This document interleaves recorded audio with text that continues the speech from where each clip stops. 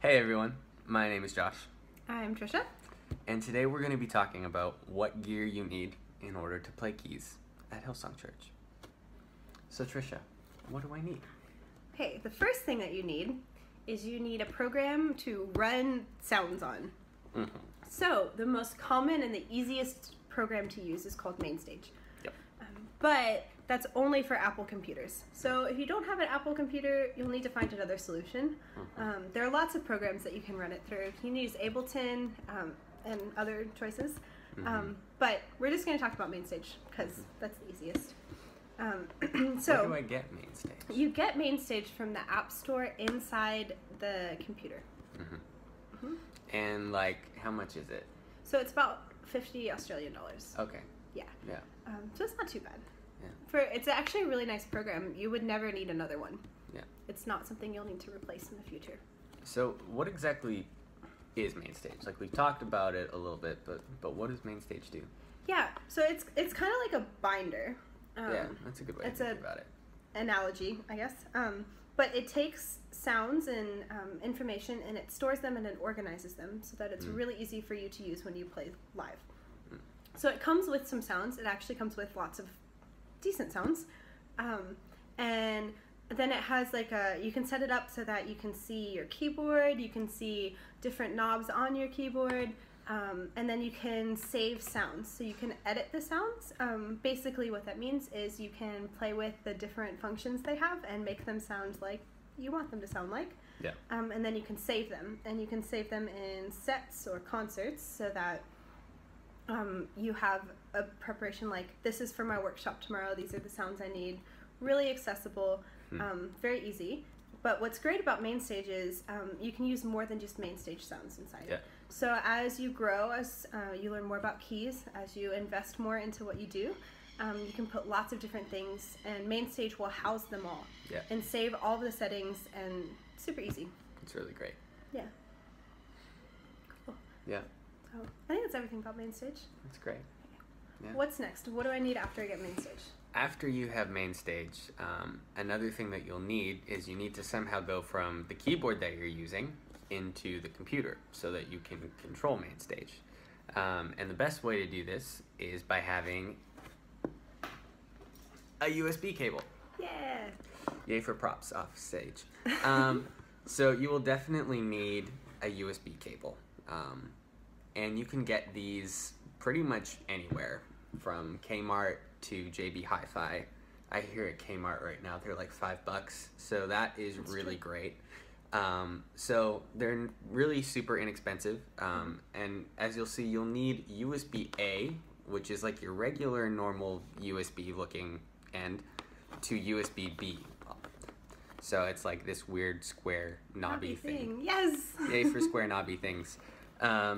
They're basically, like if you've ever seen a printer cable, it's the same type that they would use. So this will go into your computer, and this will go into your keyboard. So most keyboards these days have a USB thing like this. And it takes the info from your keyboard, and then it puts it into your computer. And then Mainstage can change that info and make it do all the crazy fun sounds that it does. Okay, so do I need it? You do, 100%.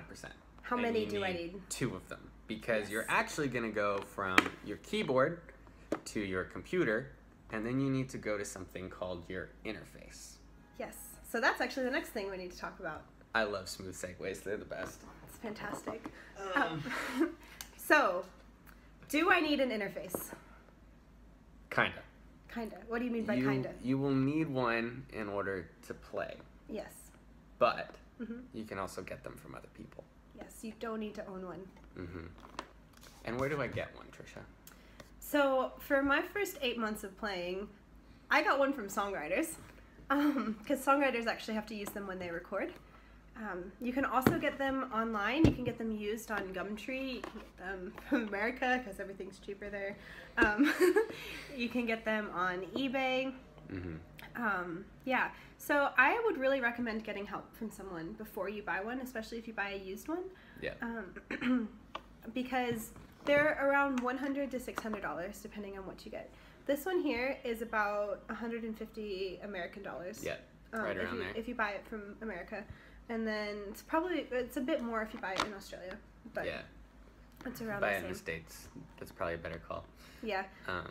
Get a friend who lives in the States to have their parents ship it to you. That's a good Smart insider tip. That's good. great part of being in international school. So, yeah. When you're looking to buy one, make sure it has 2 1/4-inch outputs. Yep. And 1 USB output. So they come with lots of different options. There's lots of different ways to get the sound out, but you want to make sure it has what you need. These 1/4-inch outputs, it will say on the description. Yeah. But yeah, if you're confused, just ask someone who already owns one to help you, and be friends with songwriters because they're nice anyway. What does this thing do, anyways? Like, it's a box. What does it do? Yeah, so what this does is this acts as a translator. So the language that your computer speaks is not the same language that the audio system understands. Yeah. And so when you use your computer to create or make sounds, there actually needs to be a place of translation. So you make these wonderful sounds in your computer, it sends them out to this box. This box translates them into a language that the audio system understands, and then the audio system can use them and give sound to everyone else. Yep. So, yeah. You're going from, like, digital, which is, like, everything in binary, ones and zeros, and then it's actual analog output. So, like, electricity is going through it, and you're making all the waves happen, and Yeah. it's completely different. And that's why you need an interface, because it can turn from digital into analog. Yeah. It's a great little tool. It's fun. Okay, so now that I have an interface, what do I need next? You need in-ears, So why are they called in-ears? because they go in your ears. They're really just fancy headphones. So you do need in-ears of some kind, and whether they're basic headphones or really, really expensive custom molded in-ears that fit perfectly into your ears, you probably don't need those when you're starting out. But essentially, if you want to hear what you're hearing, you'll need, in our system, some kind of headphone, because we use inner monitoring systems in order for us to hear. I don't know what it was like back at your church, but where I'm from, I had never even seen in-ears before. We always had wedges, and so when I came here, it was really weird. But you get used to it pretty quickly. It's wonderful. You're in your own world, and everyone else can't hear what you can hear. It's great. For better or for worse. Yeah. I guess maybe one question you might have is, why do people spend ridiculous amounts of money on in-ears? And That's a good question. it comes down to clarity. So the basic headphone that you're hearing is specifically designed to make, like, MP3s or, like, regular music sound good coming out of your phone. Whereas inner monitors are specifically designed so that you hear as clearly as you can what's actually being played and what's actually being, so that you can monitor what you're playing, rather than it just kind of, oh, these frequencies sound really good to people's ears, but as a keys player, I want to know what actual frequencies I have, rather than just it sounding good, because if I can get as close to possible to flat EQ, and we'll talk about EQ in another video, but that's why people spend a lot more. It's just so that they actually have, it's not so that it sounds better, but it's so that they get a less biased understanding of what they're playing. Yeah, it's kind of like a muscle. At first, you don't really need, it doesn't need to be super fit or super strong. You can have a very basic pair, and it's fine. Yeah. But the more that you do this, and the more that you train your ear, the stronger that you get, and you're going to want higher, nicer gear. Yeah. But that's really not something you need. And honestly, no matter how nice your headphones are, they will always sound different than how they sound coming out of front of house. True. So there's really not any pressure to have really expensive Definitely. headphones, because the best feedback and the best way you're going to get better at working with your sounds is actually from people who are sitting in front of house. It's not from how good your earphones are. True. And Very true. having good earphones doesn't make you a better player. Practicing makes you a better player. So, but do we need them? Basically, yes. Essentially, You need some kind of headphone. Some kind of headphone. Yes, Apple headphones, fine. Now, where do I get them? You can get them online. You can get them in America because, again, they're cheaper in America. Yeah. Or anywhere. If you're just getting a basic pair of headphones. I bought them online, you bought them online. Through an Australian website. And they were cheaper. They were the same price. I would have gotten them anywhere else. What are some brands to look for? A really great pair for starting out is like the Shure 215s or 315s or 415s. I think those are 315s that she has. And like if you'll notice at church, a lot of guys are using them on the weekend, and just because they're kind of like really great middle of the road, give you a pretty solid like baseline of what it's sounding like. And yeah, How much are they? They're like $200. Yeah. I think right around there. Yeah. I think the 415s are a little more than that, but yeah, 215s, 315s are right around there. Yep. I mean, if you're looking at a little bit higher end brands or whatever, you have Ultimate Ears. They make a universal fit like these. I think they're called the 900 series. They're a little bit more than that. They're like $400 or $500, I think. And then, I mean, you can start looking at custom molded in-ears, which can be over $2,000, but yeah, that's kind of ridiculous. You don't need those to start. No. Basically. Okay. What are we talking about next? Yeah, so next we have MIDI controllers. Yeah. We have a prop for this one. Yay! So, you might be thinking, this is a keyboard. What do you mean this is a MIDI controller? Basically, MIDI just means anything you can assign, buttons that control things. Yeah. That's the most basic understanding of MIDI. Yeah. So when you're using a keyboard that's called a MIDI keyboard, you're actually just pushing buttons that are controlling your computer. Yeah. You're not actually playing a keyboard, philosophically. So, but if you look up here, you also have all of these super great buttons and little knob things. You got like little drum pad looking things over here. All of these things do different things. And so all of these knobs and buttons do different things. Yeah. And you can tell your computer to line up with them. So I can set up my computer so that when I hit this one, it changes sounds. And when I turn this knob, my second sound gets louder. And when I push this fader, my cutoff changes. Yeah. And when I push this fader, my reverb changes. Yeah. So it's really nice to have all these little knobs and buttons and things. So what a lot of people will do is they'll buy extra little controllers. So if you notice, a lot of the guys on the weekend will bring controllers with them. Yeah. And they're like, it would kind of be like having from here to here on a separate controller. And it's because the keyboards that we use at church don't really have a lot of knobs and buttons. They have like 4. Yeah. And they're kind of complicated to use. Yeah. So unless you're Valerie, she's really good at that. She's good at that. And so so an extra MIDI controller would just help you have more control over your effects, your volumes, and your sounds. Yeah. Do I need to have one? No, not an extra one. The biggest thing to make sure that you have though is this little thingy over here. Yes. So if you notice, right here, there are 2 little knobs. It's kind of hard to see. My hand behind them. So you got one there and one there. Yeah. So this one is pitch. You never, ever, ever want to use that. This one is... I've seen some guys use it. No. David Andrew. This is it's called a modulation wheel. Yeah. And basically what it does is it controls the amount of high and low sounds that... high and low frequencies that your sounds allow to come through.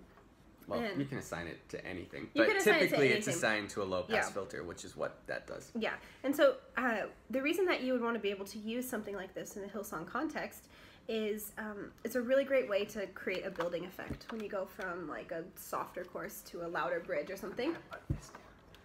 You should put that down. So that's something that you absolutely need when you play, especially in Hillsong context. But the great thing is every keyboard has one. Usually. Every keyboard that you would use at church has one. Bondi doesn't. Anyways. Extensions are different. Yeah. But yeah, so no, you don't need a MIDI controller. And if I were to buy one, how much would they cost?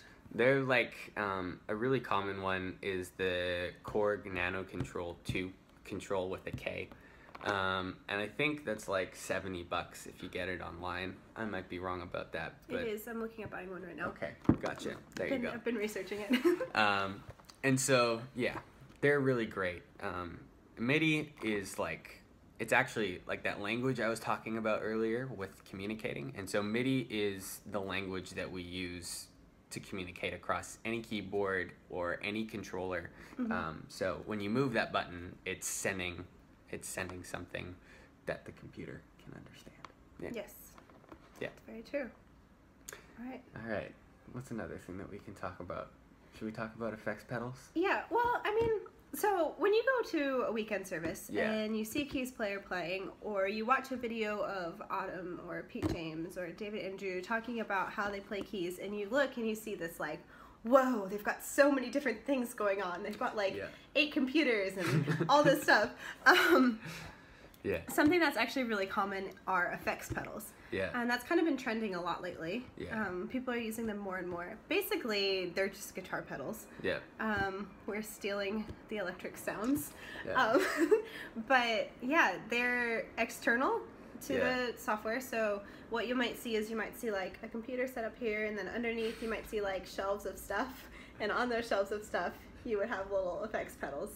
I appreciate the hand demonstrations. They're great. Do you need to have these? You don't need them. I think one reason why people use them a lot is just their hardware, so they're really dependable. One thing, I love software, but it can be a real pain when it goes wrong because you can't figure out what it is, because it could be a completely different program on your computer that's acting up, or you just don't know. The really nice thing about hardware often is that it's going to stay consistent, it's really durable, and it doesn't affect things like CPU or memory on your computer the way that an onboard effect in your computer does. So what's the difference between software and hardware? Software is anything that comes, in our context, to think about would be before the interface. So anything in your signal chain from your keyboard to your interface would be anything that's in the software realm. Any kind of program. Any kind of program in your computer. But even what's being sent on your keyboard is technically software. Yeah. Whereas hardware is anything that comes afterwards with analog output in it. So effects pedals would be something that's hardware based. Yeah. Your interface is considered hardware. Yeah. Yeah. So it's just more consistent, more reliable. Don't need them. How much are they? I mean, it depends if you're getting, like, I don't know. If you're getting the TC Nova delay, I think that's, like, only a couple $100, maybe, like, 150. So that's, like, that's something that Autumn uses. By the way, keys players typically only use delays and reverbs. A lot of other guitarists have compression and flanger and overdrives. You can control all of this stuff inside Mainstage. It's true. Like you don't need to do any of this outside. Just the more that you do outside, the easier it is for your computer to think. Your computer has less things to think about because these are being thought about in other places. That's a good way of thinking about it. But yeah, they're nice. They're like toys. Yeah. They're extra. It's the same with like buying all sorts of different effects for inside Mainstage. Like you've got things like Omnisphere or Valhalla shimmer verbs or all sorts of different things. Yeah. Do you need it? No, but they're sure fun. Do you need new clothes? It's kind of the same thing. It's more fun. Yeah. But I don't want clothes. That's the difference. You're not a girl. Yeah. So, basic recap. When you see a keyboard and you see all this fancy stuff, the only things that you need to have USB cables. You need to have some kind of headphone. You need to use an interface, which is very easy to borrow. And you need to have some kind of way to control your cutoff, which 95% of the time is in the keyboard, and you will not have to worry about that. And that's it. Yay. Thanks. See you guys.